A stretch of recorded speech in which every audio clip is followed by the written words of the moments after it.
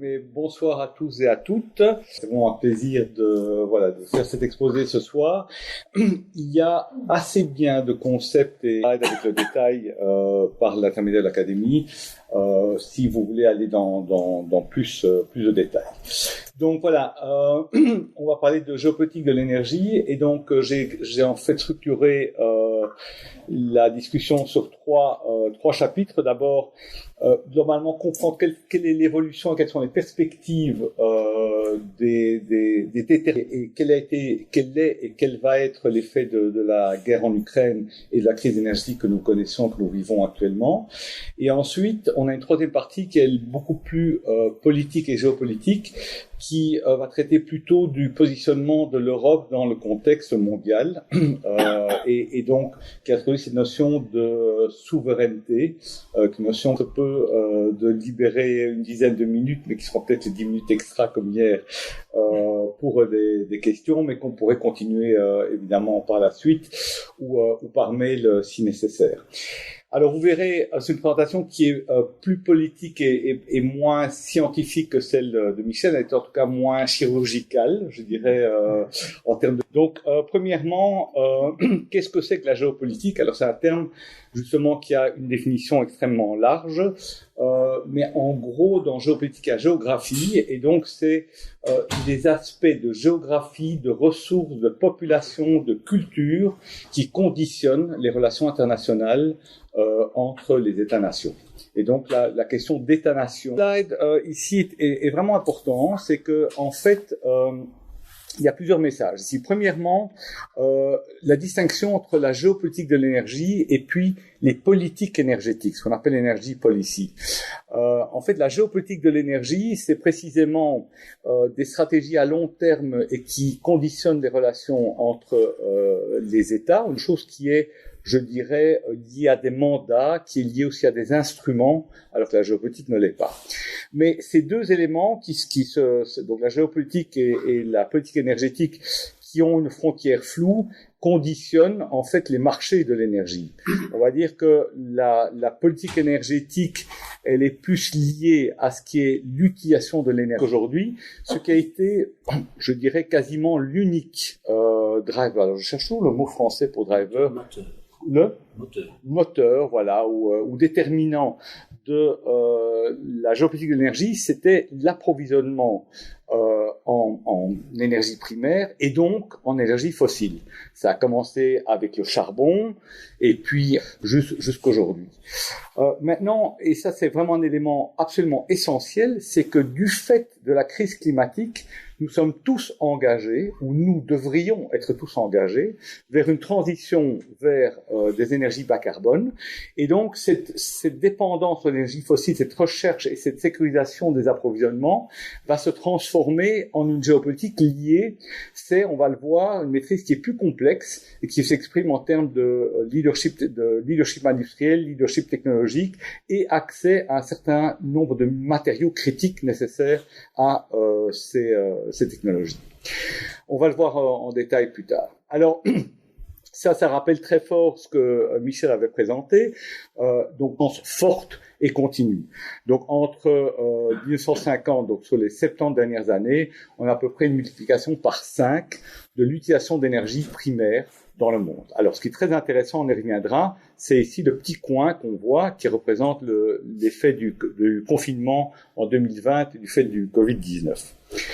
Et ce qu'on voit aussi, c'est que de l'énergie primaire qui était d'origine fossile, et aujourd'hui, malgré tous les efforts, malgré les 27 COP et toutes les tergiversations politiques, on en est quand même toujours à 82% au niveau mondial de l'énergie primaire qui est d'origine fossile. Donc c'est quand même absolument dramatique comme constat. Et vous vous rappelez, on l'avait vu avec Michel, d'ailleurs pardon, le charbon est là, l'huile, voilà. Ici c'est la biomasse traditionnelle, donc c'est essentiellement le bois et d'autres types de biomasse. Mais donc voilà, charbon qui a très fort décru, le pétrole qui décroît, mais le gaz qui prend une importance croissante. Alors, venons-en au climat, très rapidement. Alors, ce n'est pas un exploit 4 slides qui indique simplement où on en est, en quoi c'est absolument un driver majeur et quelles sont les perspectives? Alors premièrement, celui-ci est assez impressionnant, c'est que les 12 dernières années ont été parmi les 10 années les plus chaudes enregistrées depuis 1880. Et de façon telle, c'est-à-dire 1880, enfin, on a commencé à mesurer en 1880. Donc voilà, c'est généralement la référence. Donc on voit ici, évidemment, je crois que rien de nouveau dans ce slide-là. Ce slide-ci, pour le bénéfice du temps, je ne vais pas le faire dérouler complètement, mais vous pouvez le faire chez vous. Je vais vous montrer par la suite la conclusion. C'est très intéressant. Vu la température descend en dessous de la température de 1880, et puis vous verrez l'évolution dans le temps. C'est assez impressionnant. Je vais pas le faire pour le bénéfice du temps. Ça vous montre comment ça se déroule, mais le résultat est ici. Et donc ceci, c'est la spirale. Donc vous voyez que on a d'abord commencé par des températures qui sont passées en dessous des températures de référence de 1800, là des 1 degré supplémentaires. Et on voit bien cette progression ici. Donc vous voyez, au début, on est en dessous de la barre des 0 degrés. Donc ça, c'est en fait le cône qui est remis verticalement. Et donc, vous voyez, ce qui est intéressant, c'est cette évolution ici. C'est celle-ci qui est très intéressante. C'est-à-dire que tout à coup, à partir de 1980, on voit et on est aujourd'hui, on est aujourd'hui entre 1,1 et 1,2 degrés de réchauffement par rapport à, la température de référence pré-industrielle. Donc il y a une urgence absolue et qui plus est, on est aujourd'hui, et c'est un débat, en train probablement de déclencher un certain nombre. Il faut redescendre à une température nettement inférieure pour recréer de la glace. Nettement inférieur à 0 degré. Quand, par exemple, le permafrost, c'est aussi un des grands soucis, le permafrost, c'est-à-dire les zones terrestres qui traditionnellement restaient gelées pendant toute l'année, dégèlent. Elle libère, par exemple, dans certaines régions, en termes de réchauffement climatique, dans un horizon de 20 ans et 30 fois plus sur un horizon de 30 ans. Et puis, la différence avec le CO2, c'est qu'il se dégage progressivement de l'atmosphère, que le CO2 a une durée de vie beaucoup plus importante. Mais donc voilà, on a des points de bascule qui sont en train d'être, qu'on a énormément de mal, évidemment, à quantifier, à une quantité supplémentaire. C'est une quantité de glace qui, ce n'est pas en fait le dégel de la mer, c'est une quantité de glace qui va se retrouver, c'est un volume supplémentaire qui va passer d'une croûte terrestre vers la mer, donc qui va créer une augmentation du niveau extrêmement importante. Un autre point très critique, c'est la question du Gulf Stream qui conditionne l'ensemble macroscopique vraiment de grande envergure au niveau du climat mondial.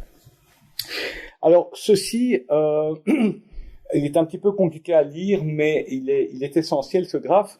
C'est un graphe qui représente les tendances en termes d'émissions de gaz à effet de serre selon différents scénarios.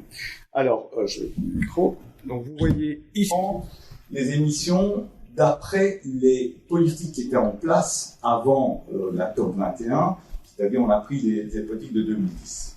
Entre-temps, on sait bien qu'il y a eu les accords de Paris, COP 21 en 2015, et donc cela a infléchi les politiques mises en place par les États. Et donc ceci est la tendance, le United Nations Environmental Programme, alors que Michel vous a montré hier les graphiques de l'Agence internationale à l'énergie, mais en fait on peut considérer que ceci c'est l'équivalent du STEPS que Michel a montré hier. Alors, au cours de la COP, des différentes COP, mais surtout depuis la COP de Paris qui a établi un cadre, National Determined Contributions, et en fait il y en a deux. La différence c'est que certaines sont conditionnelles et d'autres ne le sont pas. Dans beaucoup de pays du Sud, les pays du Sud qui ont beaucoup plus de mal évidemment à mettre en place ces mécanismes de réduction de gaz à effet de serre, rendent leurs engagements conditionnés au financement des États du Nord. L'effet de serre augmente. Même si tous les États implémentaient leurs engagements, et ça nous rapproche très fort du deuxième scénario que Michel a montré, qui était l'APS, on se retrouve ici. Et donc, on est dans une logique de décroissance faible des émissions.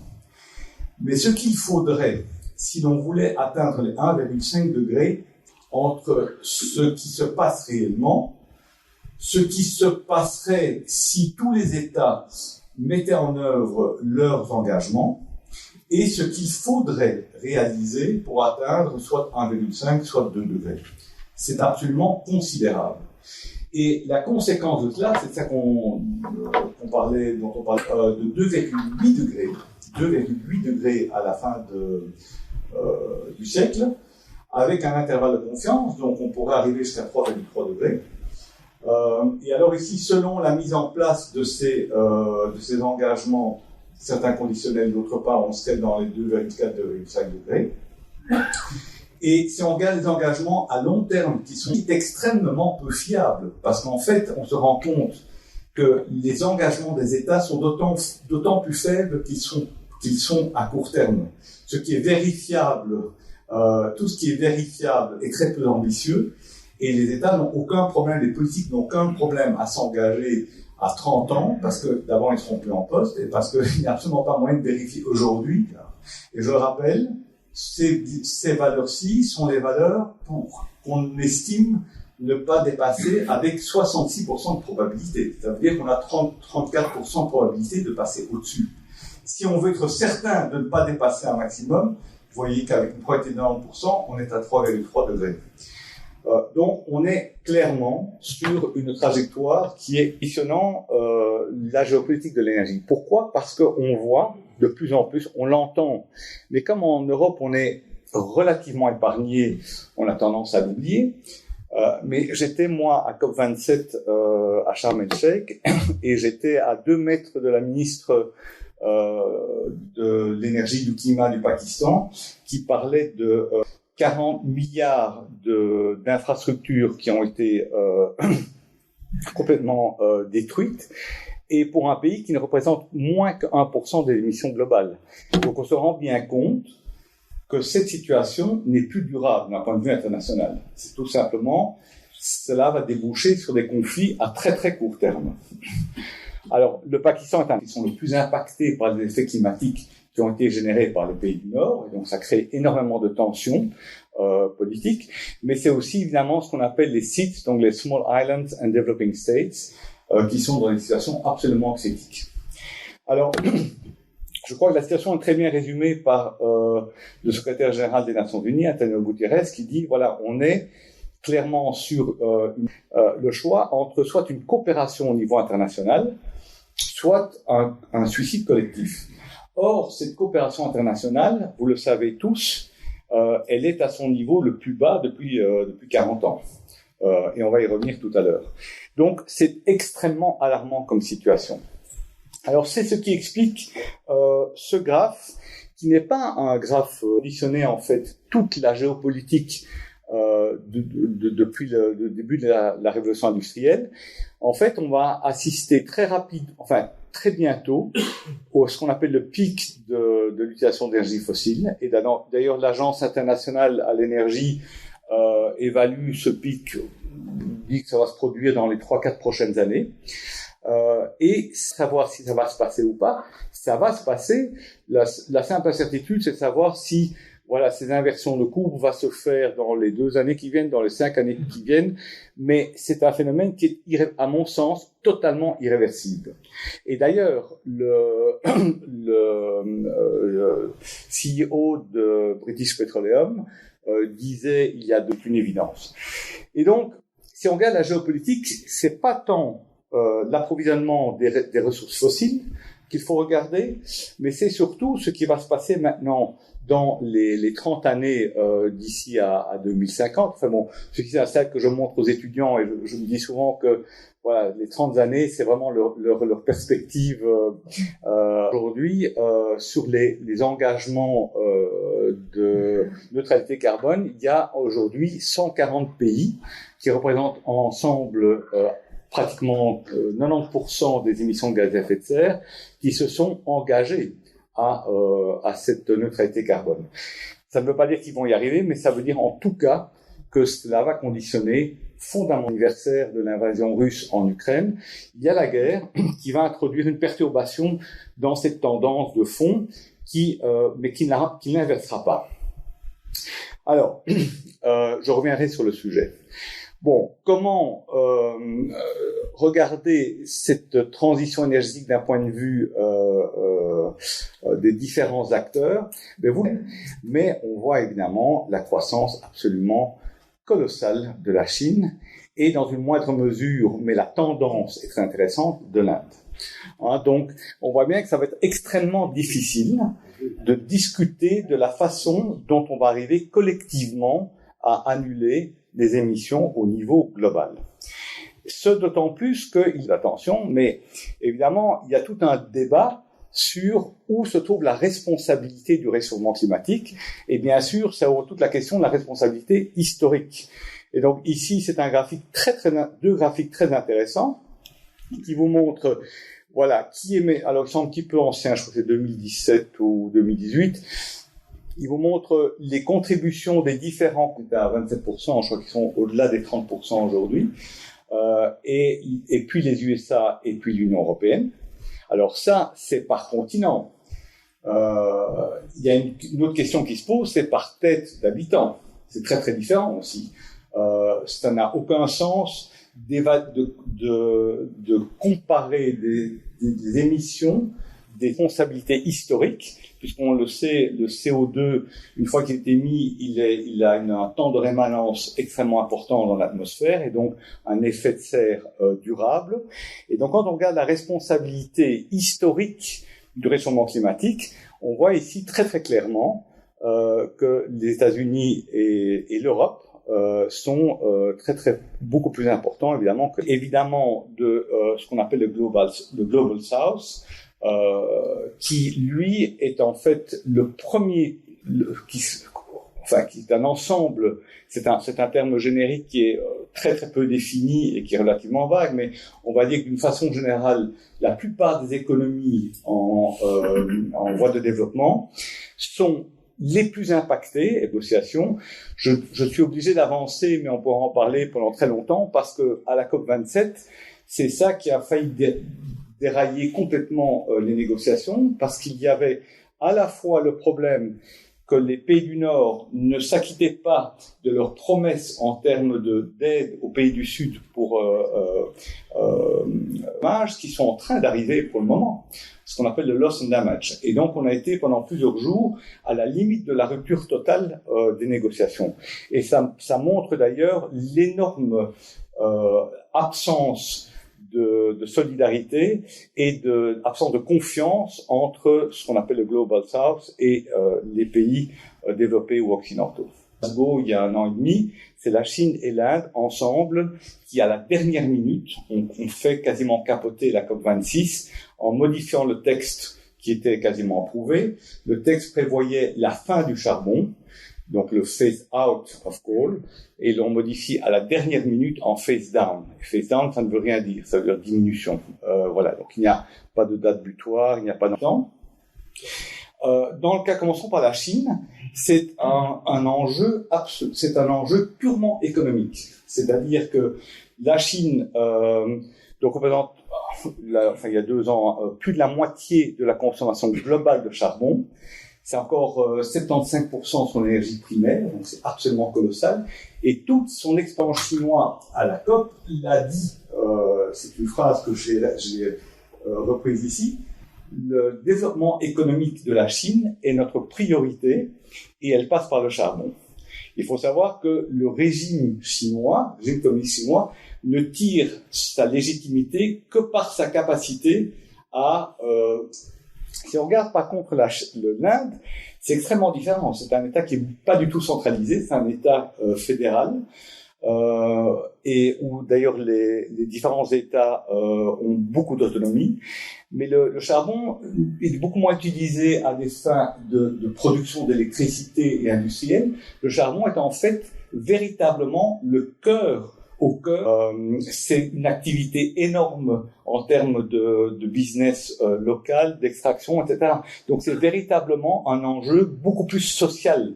Et donc ça sera beaucoup plus difficile pour l'Inde de se débarrasser de sa dépendance au charbon que ce ne sera pour la Chine, qui est un État extrêmement centralisé et où le charbon est utilisé de manière industrielle, complexité de cet enjeu climatique.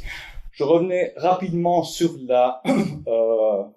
l'identité de Kaya que Michel avait présentée. Je ne vais pas revenir sur les différents éléments, mais moi j'ai une vision, et on en discutera certainement, j'ai une vision moins optimiste sur notre capacité de découpler, enfin qu'on va arriver à des minima, donc à des asymptotes, et que de toute façon il n'y aura jamais moyen d'annuler un des facteurs. Donc il y aura toujours une corrélation positive, à mon sens, entre la croissance économique et les émissions de gaz à effet de serre. D'ailleurs, on l'avait vu, si vous vous rappelez bien, les premiers facteurs dans les 2 derniers facteurs. Mais en fait, ce qu'il faut, c'est pas rester à l'équilibre. On ne peut pas rester à notre niveau d'émission aujourd'hui. Il faut les annuler.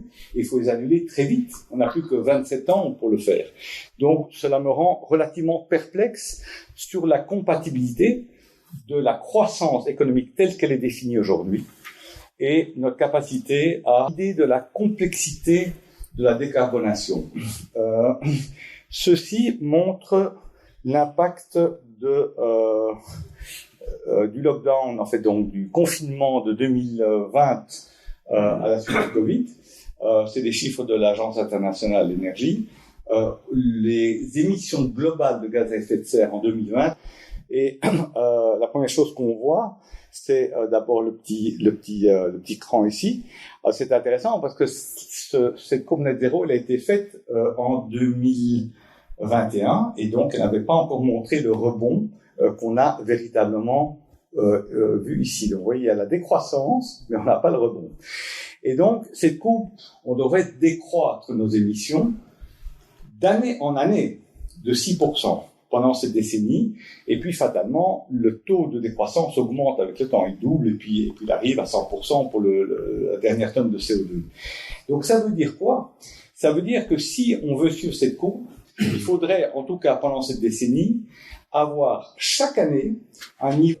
Il ne faudrait pas répéter une année sur l'autre, il faudrait chaque fois trouver de nouveaux moyens de réduire par rapport à ce qu'on avait fait l'année précédente. Et quand on pense à cela, moi personnellement ça me donne le vertige parce que on l'a bien vu d'ailleurs, la première chose qui s'est passée après le déconfinement, c'est un rebond dans l'émission de gaz à effet de serre et rien à mon sens n'indique qu'on va jamais des courbes de zéro émission. Alors je termine parce que on arrive, je suis dans les temps. Je voulais ici résumer rapidement les positions de négociation des différents États par rapport à la COP27. Alors si on regarde les pays producteurs du Golfe, c'est un lobbying d'enfer pour essayer de s'affranchir de la limite de la référence à 1,5 degré de la COP21, de l'accord de Paris. Donc c'est le cynisme absolu et il ne faut absolument pas imaginer un seul instant qu'aucun de ces États n'a la moindre intention, la moindre politique en faveur. La Russie, exactement la même position. Donc d'ailleurs, la Russie était aux côtés de l'Arabie Saoudite dans ce lobbying. Le plus possible, au plus cher possible, le plus longtemps possible. Alors, la Chine, on l'a vu, elle a une position qui est très différente. C'est qu'elle agit quand même assez fort par rapport au réchauffement climatique. C'est d'ailleurs réside dans leur capacité à augmenter l'influence de la Chine et à garantir l'augmentation de la croissance économique. Donc, tout ce qui sera nécessaire pour le garantir, ils le feront, et ils le font. L'Inde, comme je l'ai dit, le charbon fait partie de leur activité sociale, de leur ADN, mais la position de l'État, du fait de leur dépendance au charbon. Mais c'est quand même une position déjà relativement différente de la Chine. Alors, les États-Unis, ils sont relativement en pointe, et on l'a vu, on va voir avec leur Inflation Reduction Act, et leur grand paquet de promotion en fait industrielle des énergies renouvelables, mais ils ont aussi été à la limite de faire capoter les négociations parce que dans cette fameuse responsabilité, ce qu'on appelle le loss and damages, c'est-à-dire la responsabilité des États du Nord et leur prise de responsabilité pour dédommager les catastrophes naturelles climatiques qui sont en train de se produire aujourd'hui, les États-Unis étaient fortement opposés parce que ce qu'ils craignent par-dessus tout, c'est que l'acceptation de ces loss and damages ouvre le champ sur ce qu'on appelle la responsabilité historique. C'est-à-dire, si on commence à discuter du fait que, bon, quelque part, c'est vous qui avez envoyé tout ce CO2, donc vous êtes responsable, alors c'est évidemment un débat qui peut mener extrêmement loin en termes de responsabilité et de réparation des dommages, avec des impacts financiers qu'on ne peut même pas mesurer. Donc ça, c'est vraiment leur fantôme absolu. Et donc ils ont maintenu le nom m'échappe. John Kerry était là à la COP27. C'était vraiment très intéressant de le voir discuter. Mais ça a été vraiment à la dernière minute qu'ils ont accepté l'idée de parler du loss and damage. Mais ça va être vraiment le problème de la responsabilité historique va revenir sur le tapis. Vous allez le voir. Alors l'Afrique, c'est très intéressant. On peut pas parler, c'est toujours réducteur de parler de l'Afrique comme un ensemble. C'est quand même un continent extrêmement hétérogène. Mais globalement, leur position est qu'ils se sentent extrêmement frustrés de ne pas pouvoir utiliser les ressources qu'ils sont en train de découvrir, ils en ont beaucoup, pour leur développement économique. Parce que c'est évidemment ce qui leur permettrait le plus rapidement, le plus facilement de réduire l'écart avec les standards occidentaux. Donc il y a vraiment un problème ici de légitimité des pays développés à contraindre l'utilisation par l'Afrique de ses propres ressources. C'était quoi le suivant? Oui. Donc l'Europe. Alors l'Europe, elle est certainement très en pointe sur les négociations climatiques, mais on est confronté depuis 1 an et demi à une terrible crise énergétique et évidemment, on va le voir, c'est la deuxième partie de la leçon. Ça nous oblige à faire des grands écarts à certains points de vue, mais j'en parlerai tout à l'heure. Et alors, il y a, et ça c'était absolument poignant, moi j'en ai pleuré véritablement dans les témoignages, donc à la tribune de la COP, de tous les petits États, les îles, essentiellement du Pacifique, mais il y en avait aussi dans les Caraïbes, de chefs de gouvernement ou de chefs d'État, qui disent, voilà, on est en train de disparaître, tout simplement de disparaître. Il y a certaines îles qui sont recouvertes par la mer entièrement. Donc c'est absolument tragique. Et c'était aussi tragique de voir à quel point leur discours passait, j'allais dire en sous-marin, c'est un mauvais jeu de mots, mais c'était vraiment ça. Hein. Je me souviens très bien d'avoir vu la chef de gouvernement d'une de ces îles, je ne sais plus laquelle, qui a fait un discours. Normalement, l'intervention limitée à 3 minutes, elle a fait une intervention de 12 minutes qui était absolument poignante. Et 3 interventions après, il y avait le responsable, le représentant du Qatar, qui a fait une intervention en vantant les mérites du gaz et en faisant la publicité pour la Coupe du Monde qui commençait une semaine plus tard, la Coupe de football. Hein. Donc on se trouve dans des situations absolument surréalistes. Voilà. Ah non, pas voilà. Donc, comme je le disais, ce qui va se passer, c'est que on va passer de cette problématique ou de ce driver qui était saturer l'approvisionnement d'énergie fossile vers une situation où on va avoir de moins en moins besoin d'énergie fossile, mais de plus en plus, on va vouloir s'assurer un leadership économique et industriel sur les énergies renouvelables, c'est-à-dire avoir un leadership industriel, donc avoir les moyens financiers de développer une industrie compétitive au niveau global, et lui-même qui va reposer sur à la fois avoir un leadership technologique et avoir toutes les matières premières nécessaires à ces énergies renouvelables. Et ça, c'est un élément absolument essentiel sur lequel je reviendrai tout à l'heure. Je passe les 2 graphes du dessous. Et en fait, ce que je montre dans le slide précédent est en train de se passer sous nos yeux aujourd'hui. On a vu donc en octobre l'année dernière, les États-Unis ont donc lancé cet énorme paquet financier de 370 milliards de dollars pour stimuler l'industrie américaine dans les énergies renouvelables.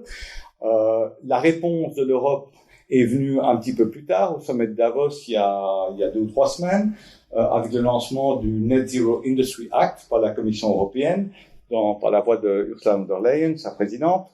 Alors, je ne vais pas revenir sur les détails parce qu'il y a beaucoup de choses à en dire, mais on voit bien que la question du financement de cette industrie est absolument essentielle et c'est vraiment le nerf des discussions aujourd'hui et ça conditionne fondamentalement les relations internationales. Donc ça, c'est un premier élément. Alors, l'aspect leadership technologique, c'est avoir les meilleures technologies, donc les meilleurs ingénieurs, les meilleurs scientifiques, et donc il y a une bagarre sans précédent qui est en train de se passer aujourd'hui sur la rétention des cerveaux, du savoir, de la propriété intellectuelle, des brevets. Et enfin, il y a la question évidemment d'accès aux minéraux critiques. Et donc là, j'ai simplement indiqué la découverte des terres rares, de la mine de terres rares en Suède. C'est peut-être pas anecdotique, mais je veux dire, on est vraiment dans une course par rapport à ces matériaux critiques, et c'est un des sujets que je développerai dans la 3e partie du cours. Voilà, donc ça, c'était un petit peu un ensemble de couples de presse que j'avais réunis il y a un an, un peu plus d'un an, donc oui, 1 an et demi, et on voyait bien que tout se passait justement sur les problèmes d'investissement et sur ce qu'on appelle le race to net zero, c'est-à-dire la guerre internationale pour sécuriser un leadership sur l'énorme marché que sera le marché de l'énergie future, c'est-à-dire le marché des énergies renouvelables. Maintenant, ce qui s'est passé, c'est la guerre.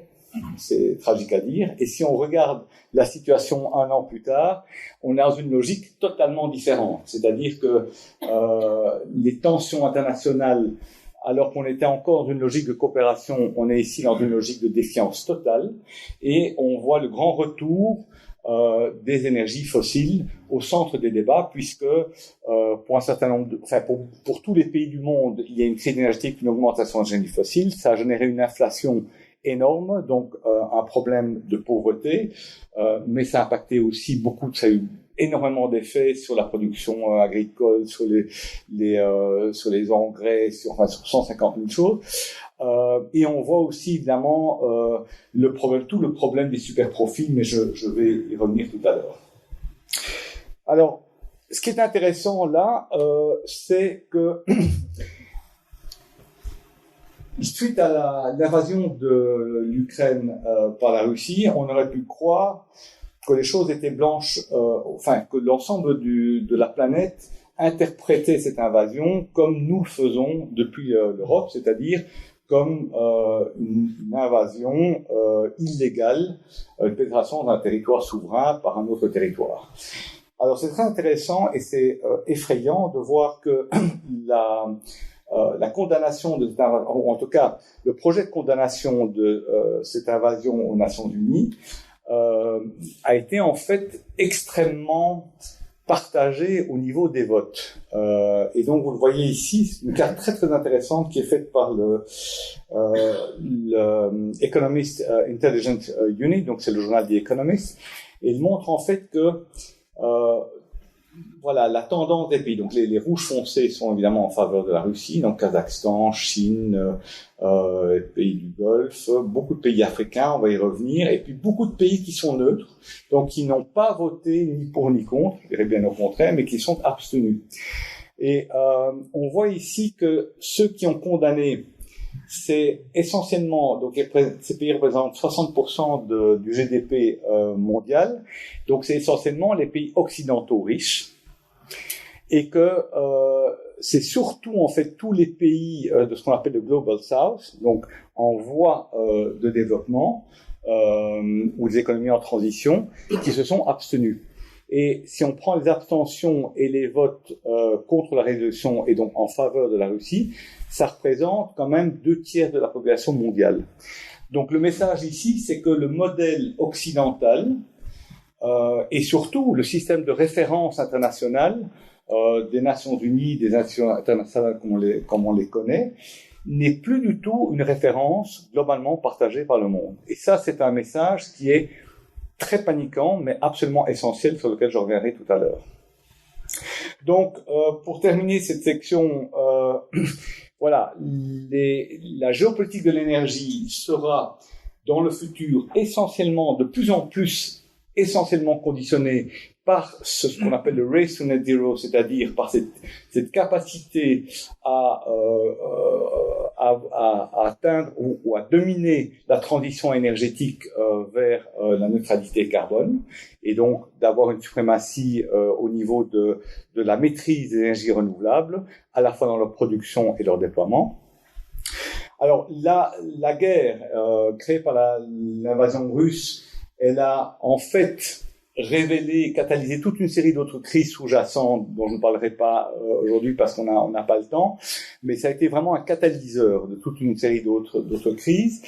Elle va, et on va le voir plus en détail, elle va créer un regain d'attention sur les énergies fossiles, en particulier sur le gaz, relativement important, mais qui, selon moi, sera totalement temporaire et ne perturbera absolument pas les drivers fondamentaux qui sont cette transition énergétique vers les énergies bas carbone.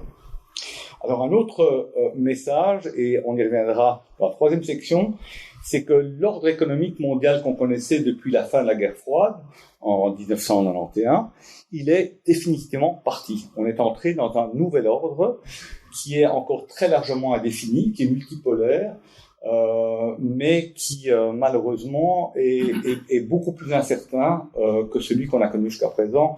On en discutera dans la troisième section.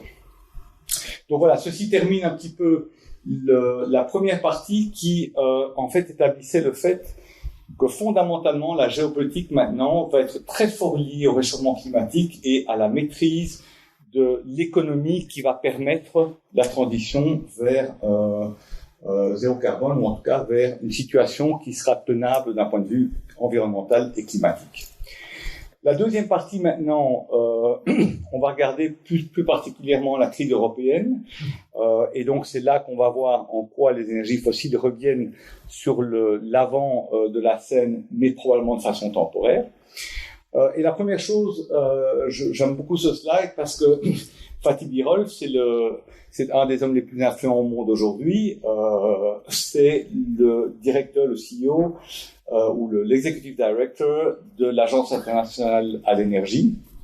Et donc, il dit la crise énergétique que l'on connaît aujourd'hui est une crise qui est sans précédent par son ampleur, ça on le comprend, mais aussi par sa complexité.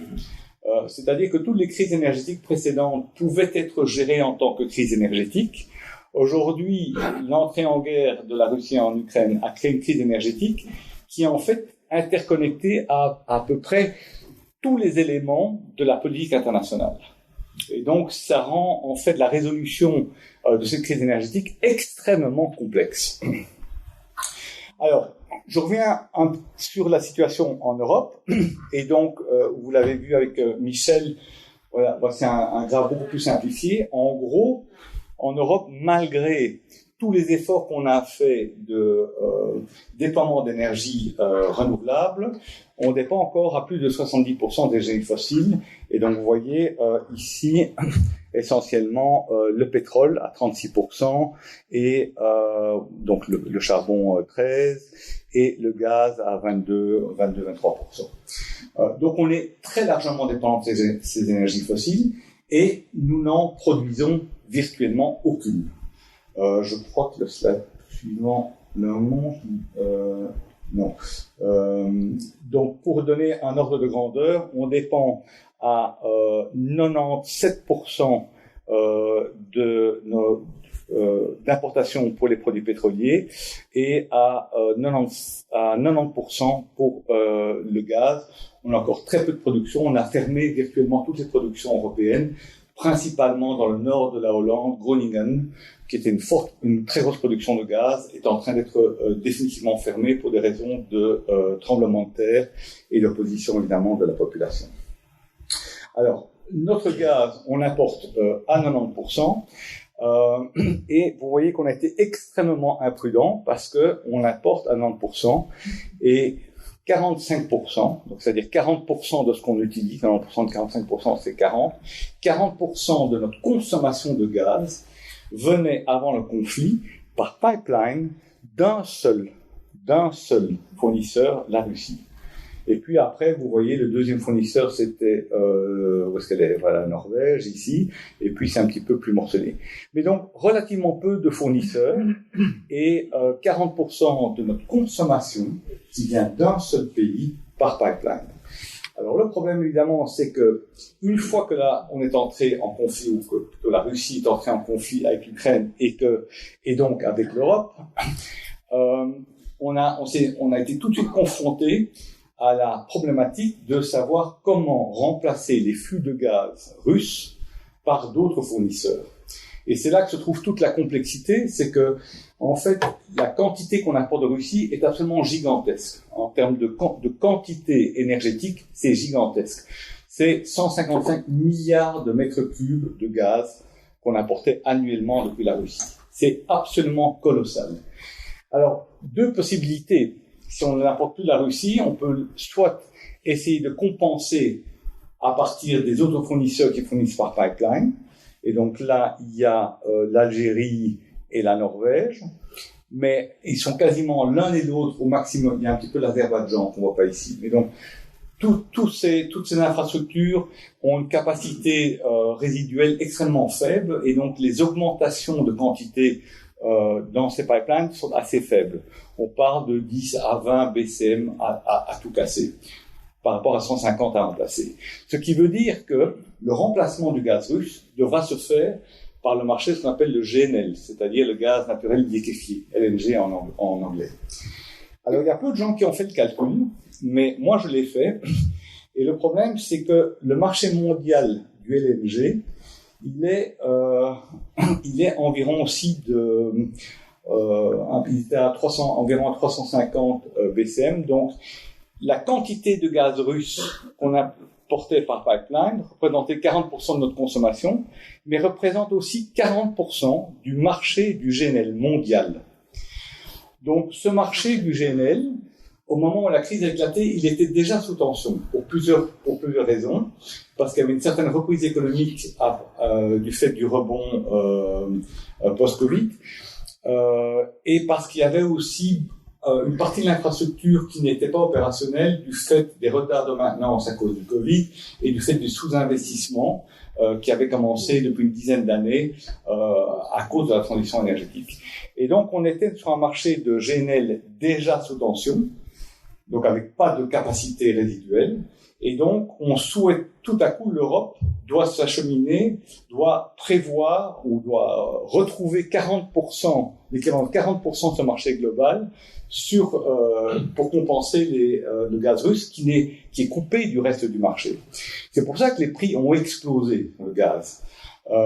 Donc c'est ça qui a créé vraiment la tension énorme sur les marchés de l'énergie pendant la première phase de la guerre.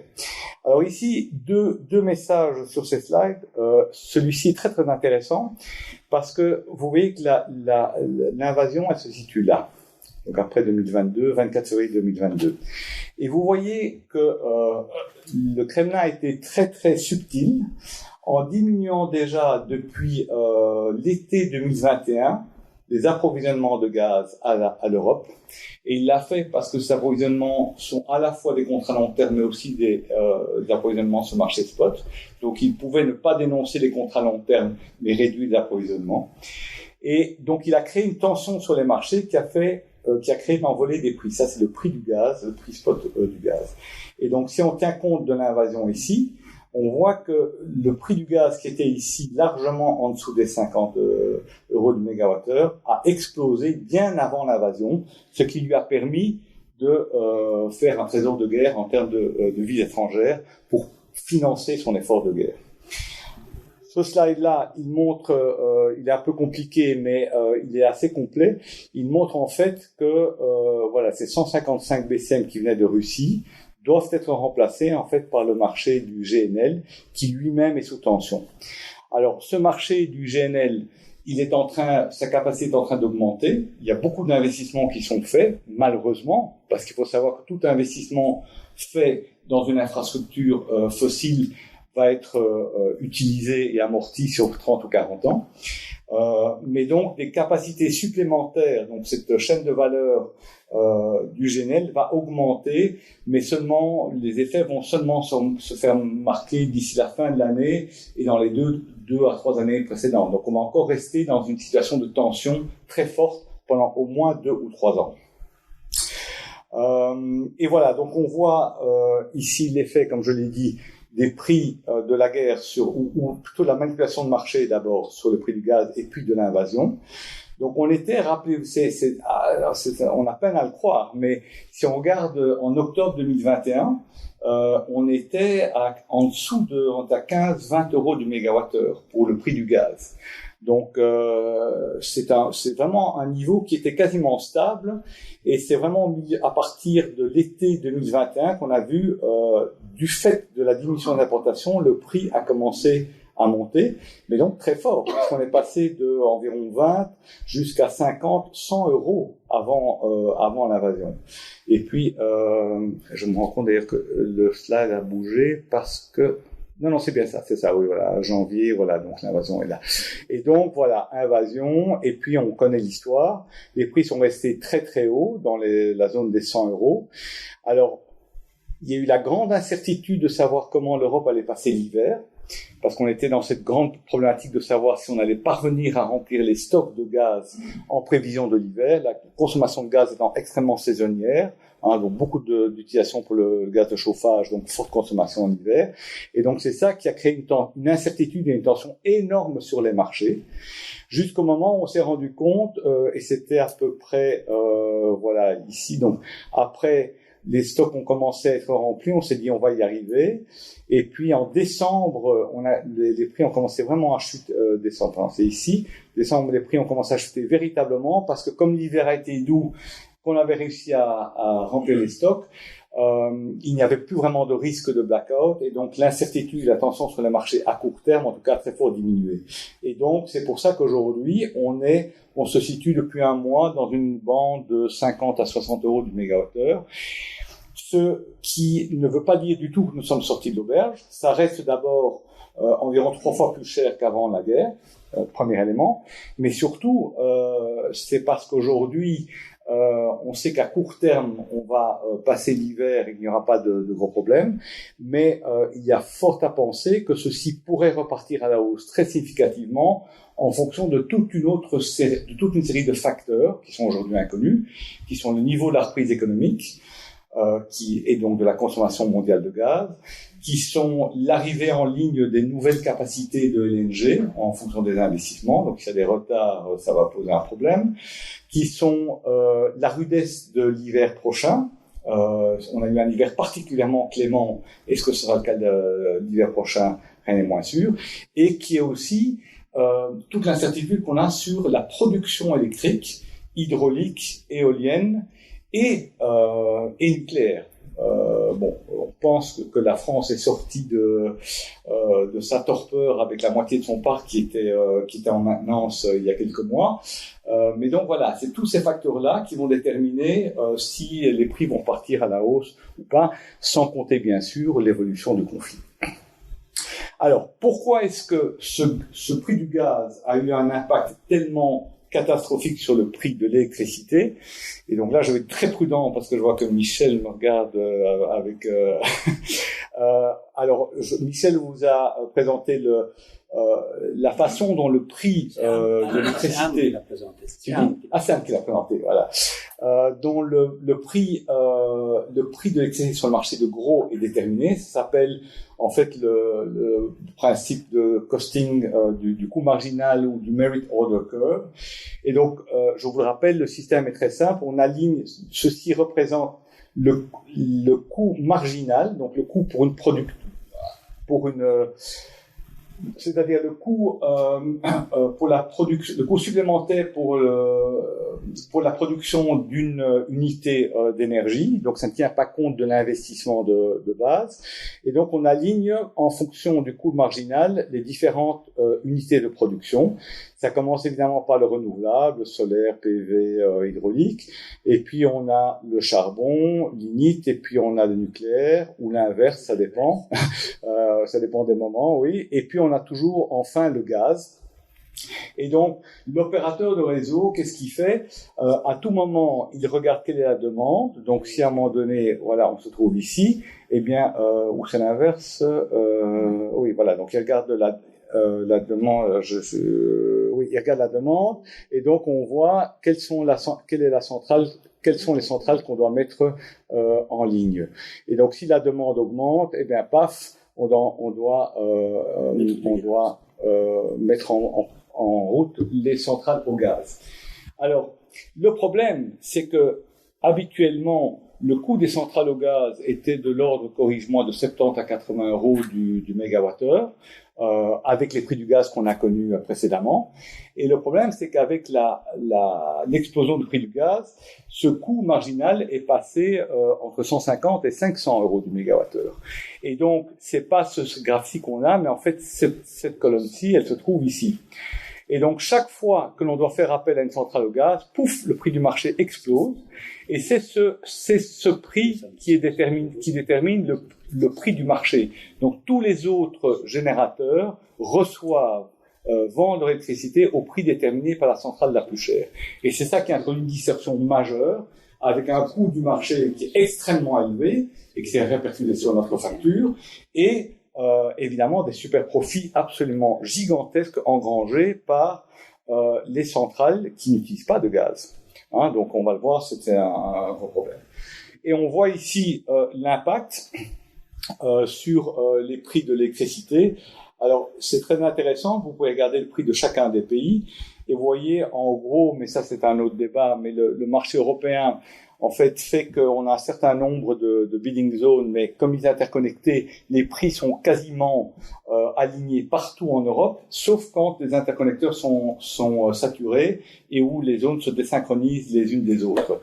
Mais globalement, on voit que le prix de l'électricité en fait a suivi, on voit que les pics correspondent exactement aux pics de la courbe du prix du gaz. Et c'est ça qui en fait explique pourquoi le prix de l'électricité est lié au prix du gaz. Et c'est précisément pour cette raison-là que la Commission européenne est en train aujourd'hui de plancher sur une réforme de ce modèle de marché, avec une première proposition qui sera proposée à la fin du mois de mars et qui fait l'objet d'énormément de débats. Parce que bien sûr, changer le modèle de marché a des conséquences absolument gigantesque, à la fois sur la valorisation de tous les actifs de génération, mais aussi sur les signaux d'investissement, etc. Donc c'est un sujet extrêmement complexe sur lequel d'ailleurs Michel planche beaucoup et sur lequel il y aura une conférence la semaine prochaine à l'ULB. Alors, impact, bien sûr, on le sait, des coûts d'énergie au niveau du particulier de 3 à 5 fois ce qu'ils étaient l'année précédente, on l'a vu, et bien sûr, le risque immédiat, c'est que s'il n'y avait pas eu une réaction extrêmement forte, à la fois au niveau européen, mais au niveau des États membres, pour protéger, et je sais que ça a été extrêmement relatif, mais pour protéger le citoyen, il y avait véritablement un risque d'embrasement et de stabilité au niveau des pays individuellement, mais au niveau de l'Union européenne aussi, à mon avis. Donc ça a été vraiment un moment extrêmement dangereux pour l'Union, pour le système de l'Union européenne. Bruno Coleman, que vous connaissez sans doute, avait estimé qu'en l'absence d'intervention gouvernementale en Belgique, la hausse des prix aurait projeté à peu près 40% des ménages belges dans l'incapacité de payer leurs factures d'énergie. Donc c'était vraiment c'est très très très très très dur comme choc. Mais ça s'est fait, évidemment, cette protection n'est pas neutre. C'est pas le sujet de la discussion aujourd'hui, mais ça a beaucoup d'implications au niveau des finances publiques. Alors, ce que ça crée aussi, c'est des super profits. Alors, deux catégories de super profits. D'abord, les producteurs de gaz, et ça, c'est absolument cynique et monstrueux, puisque c'est eux-mêmes qui sont à la base de notre problème existentiel, qui est le problème climatique. Et donc, du fait de la guerre, et sur le dos des consommateurs, ils se font des profits monstrueux, puisqu'ils ont des coûts d'extraction et de distribution de gaz qui sont virtuellement les mêmes qu'avant le conflit, mais ils vendent leur gaz 2 à 8 fois plus cher. Non, que dis-je, 3 à 15 fois plus cher. Donc, ça a expliqué des profits gigantesques. J'ai repris, enfin, j'ai pas changé le slide, mais si vous pouvez voir dans la presse, tous les résultats de tous les majors sont astronomiques. Et en ce, y compris la Norvège, qui a fait, dans le fonds souverain, a fait, je crois, un super profit de 70 milliards d'euros, si mes souvenirs sont bons. Donc c'est indécent. C'est tout simplement indécent, puisqu'on a une population européenne qui se serre la ceinture, qui est mise en situation de quasi-précarité, et que les gens qu'on aurait dû déjà taxer depuis longtemps, puisque ces entreprises sont directement responsables du réchauffement climatique, sont celles qui bénéficient de la guerre et de la précarité de la population. Donc ça, c'est évidemment totalement inacceptable. Et je suis moi très étonné de voir la frilosité avec laquelle les gouvernements au niveau européen ou au niveau national osent taxer ces entreprises. Une autre catégorie, c'est tous les générateurs d'électricité, donc tous les producteurs d'électricité qui n'utilisent pas de centrales au gaz. Donc par exemple, toutes les énergies renouvelables, tous ceux qui produisaient de l'électricité à base d'énergie renouvelable, ont bénéficié de prix, ont vendu leur électricité à des prix absolument astronomiques, alors que le coût de production n'a absolument pas changé. Et donc ça, c'est vraiment les deux grandes catégories qui ont fait des surprofits monstrueux. Mais il faut se garder de condamner le secteur de l'électricité en général, parce que c'est un secteur qui est compliqué. Michel l'a expliqué avec les différents intervenants, l'unbundling. Il y a aussi toute une série d'acteurs qui ont été pris en étau, dont certains ont fait faillite d'ailleurs, à cause de l'écart entre les prix auxquels ils étaient engagés sur les prix des coûts long terme et leur approvisionnement sur les marchés spot. Donc, le secteur de l'énergie a été relativement malmené. Certains ont fait des profits gigantesques, d'autres ont fait faillite. Je reviens pas sur le détail pour garder le timing. Alors, au niveau de l'Union européenne, qu'est-ce qui s'est passé? Mais on était depuis un petit temps en train de ronronner sur ce qu'on appelle le EU Green Deal, enfin en tout cas sur la transition énergétique avec le paquet phare de l'Union européenne qui s'appelle le EU Green Deal et qui en fait est un ensemble de politiques et d'instruments qui favorisent la transition énergétique vers les énergies renouvelables. Et donc la question de la sécurité de l'approvisionnement n'était plus à l'ordre du jour depuis des décennies quasiment. Hein. Donc, même lors de l'invasion de la Crimée, 3 mois après, Christophe de Margerie est en train de négocier, donc l'ancien CEO de Total, est en train de négocier avec Poutine. C'est ce qui lui a coûté la vie d'ailleurs, puisque c'est en redécollant de Moscou que son jet a heurté un véhicule aéroportuaire. Donc on était en cette logique-là. Et puis, du jour au lendemain, depuis entre octobre 2021 et février 2024, donc ça s'est passé quand même sur 4 mois, donc c'est très très court. Tout à coup, on se retrouve devant un problème qu'on n'avait plus envisagé depuis très longtemps, c'est-à-dire un problème majeur de sécurité de l'approvisionnement. Alors, encore une fois, si on a une disruption de l'approvisionnement, les conséquences sont dramatiques pour une économie et à la fois d'un point de vue économique, mais d'un point de vue social, avec des conséquences qu'on n'imagine même pas. Hein, il faut savoir que s'il y a des blackouts, probablement que Michel connaît ça mieux que moi,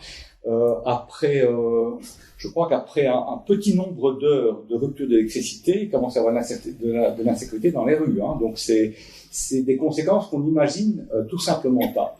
Donc c'est devenu vraiment le sujet principal. Et puis très rapidement après, il y a eu la question pour l'Europe de se dire oui, on doit sécuriser l'approvisionnement, Et donc, on achète du gaz à n'importe quel prix, notamment sur le marché du GNL, et en redéviant ou en rachetant des contrats qui avaient déjà été négociés par d'autres pays à plus haut prix.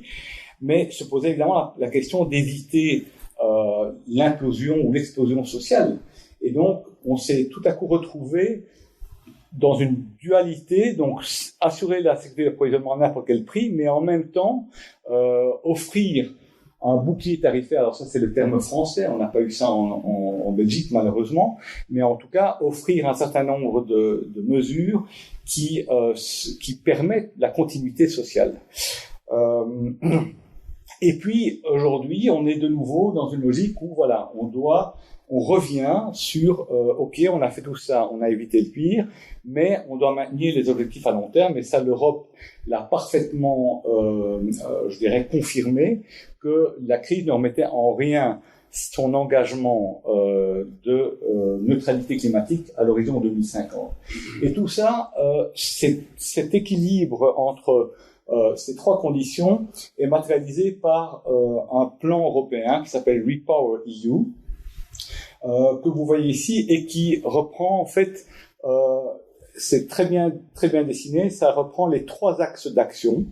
Il y a un axe, comment réagir à la crise, c'est-à-dire à 40% de notre gaz qui disparaît du jour au lendemain. Eh bien, il faut, première chose, accélérer la transition énergétique, c'est-à-dire accélérer la décroissance de la dépendance des énergies fossiles grâce à plus de génération par les énergies renouvelables. Deuxième axe extrêmement important, pour moi, serait la première communication, ça a été la deuxième de la commission, c'est la sobriété énergétique, c'est diminuer la consommation, et donc au niveau du gaz, à ma connaissance, on est à peu près sur l'hiver à moins 20%, moins 20-25% par rapport sur l'hiver. Sur l'hiver, voilà, par rapport à l'année précédente. Encore une fois, à relativiser parce qu'on a eu un hiver très doux, mais c'est quand même très très significatif comme diminution. Et donc ça, c'est un message absolument essentiel parce que, d'une part, il permet d'éviter la rupture d'approvisionnement. Deuxièmement, la diminution de consommation détend le marché. Fatalement, s'il y a moins de demande, ça tire les prix vers la baisse. Et puis, troisièmement, c'est un sujet absolument essentiel pour le grand oublié de ce débat, qui est le problème climatique. La sobriété énergétique, on va devoir y passer de toute façon. Donc ça, c'est un axe essentiel. Et puis, troisièmement, c'était diversifier les approvisionnements de gaz en négociant des contrats avec d'autres partenaires. Et donc, c'est essentiel. C'est les partenaires qu'on avait déjà, par pipeline, Azerbaïdjan, Norvège, Algérie, et puis surtout sur le marché de l'LNG, avec les États-Unis. Ici, voilà les différents objectifs chiffrés que l'Union européenne s'est mis à l'horizon 2030. Je ne vais pas les commenter tous, mais je les ai analysés, on les a, avec mon organisation, analysés en détail. Et ces objectifs sont extrêmement ambitieux, ce qui est bien, parce que l'ambition invite à l'action. Mais ils sont, à mon sens, pour certains, voire beaucoup, totalement inatteignables. Alors, pour donner un ordre de grandeur, celui-ci possible, mais très ambitieux. Aujourd'hui, en Europe, il y a 200 gigawatts de PV déployés, qui correspond en fait à tout ce qu'on a installé depuis le début de l'ère du photovoltaïque depuis 15 ans. Et donc, on va passer de 200 à 600 dans les 7 ans à venir. C'est possible, mais c'est très ambitieux. Et c'est d'autant plus ambitieux que 80 ou 90% de ces panneaux sont fabriqués en Chine. Donc, quelle va être la réaction du marché? À quel prix va-t-on acheter ces panneaux? C'est vraiment un gros problème. Alors, ça, c'est le problème de l'approvisionnement. Un autre problème énorme qui se pose, c'est est-ce que l'infrastructure est prête? On n'accueille pas 400 gigawatts de PV comme ça, sans modifier l'infrastructure, en particulier le réseau. Et on sait que le réseau européen est déjà saturé à beaucoup d'endroits.